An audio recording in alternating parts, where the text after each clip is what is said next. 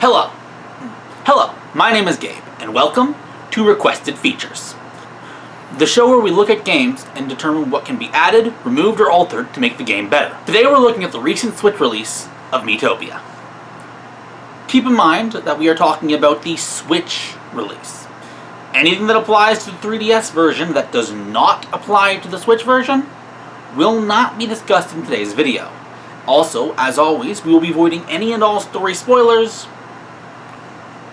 First, a little bit quick of my general thoughts. Miitopia is a great mobile game.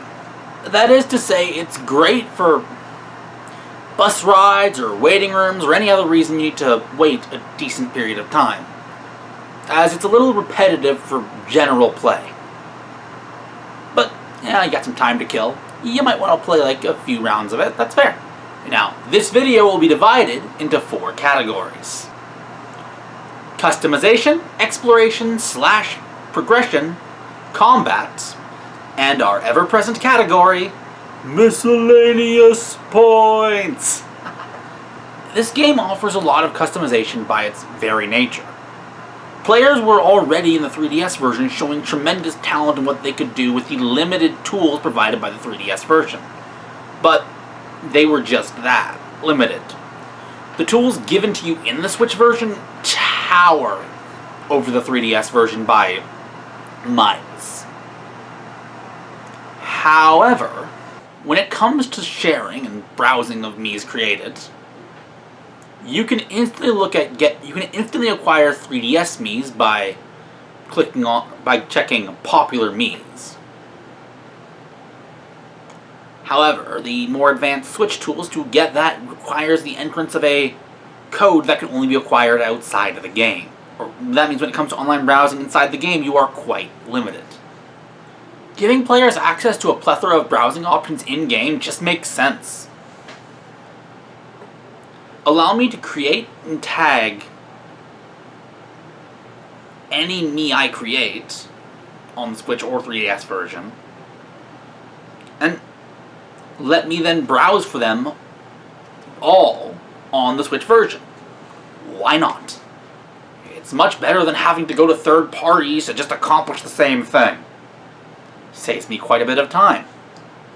When it comes to variety, the game is a little lacking, with 4 small towns being the only real major opportunities to cast Mii's, which is the main draw of the game. How to fix this? More explorable areas like the towns.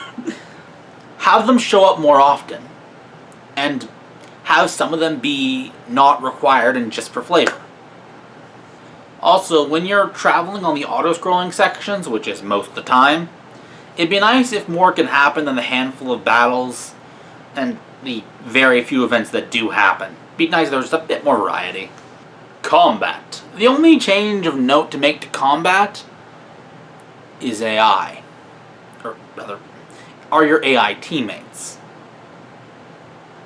The simple fact is, more often than not, they just use random attacks instead of being able to guess what they'll do. Which is fine, I guess. Except, at least it is, as the game is not that difficult. But if the game were to be a little harder, which I think it could stand to be, on occasion, it'd be nice if you could set your party members' priorities like you can in other RPGs. Like saying, focus on conserving MP, focus on healing, focus on dealing high damage, or dealing spread damage, or whatever else they could potentially do. At the very least, it'd be nice to have a way to stop them from wasting their MP on extremely weak enemies that really can just go down with a single normal attack. It's kind of annoying when they just do that. I don't do this normally, but basically everybody in the Reddit post said the same thing.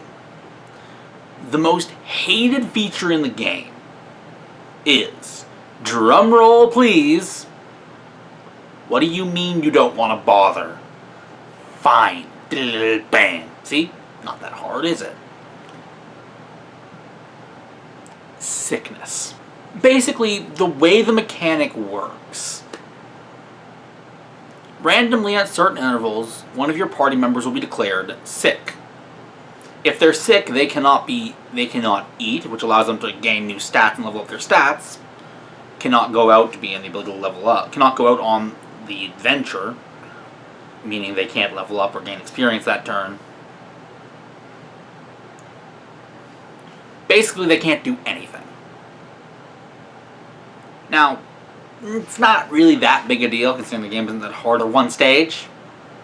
However, if your goal is to try and keep all the party members on the same level as much as possible, it can be kind of annoying to basically have to deal with the party member you're trying to level up deciding to just peace out for a turn, for a stage. It'd be nice if we didn't have to deal with that is all, and it seems that is the opinion of everyone who responded to my Reddit post. That's it for this time. Now, before I get into my usual spiel, you may have noticed names in bracket at the bottom of the screen. That's because, in order to help with this video, I made a post on this game's subreddit.